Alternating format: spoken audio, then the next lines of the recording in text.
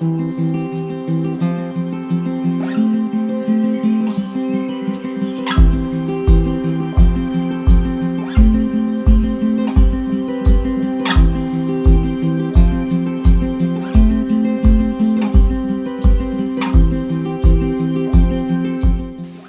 and welcome to Canadian A, where we practice simple intentional living on our off-grid homestead and A-frame house in Northern Ontario, Canada.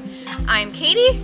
My name is Rob, and this is our first video where we wanted to give you a little bit of a sneak peek into what we've been up to over the last 6 months since we moved here.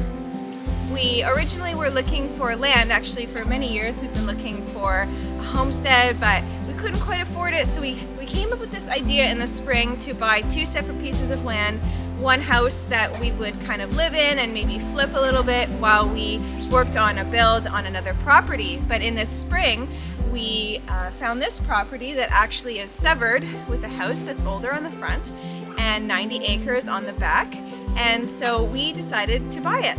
Yeah, and so for the last 6 months we've been super busy. So we flipped that house, we put in a 1,000-foot driveway, we cleared a large piece of land for where our house is going to be built, as well as the yard where we're going to be doing our gardening. We installed a septic system. We're almost finished building our shed. We have been busy, and later this week our first shipment comes with the kit house that we purchased. The house that we purchased was through a company called Avrain. It is an A-frame house company out in Estonia, Europe.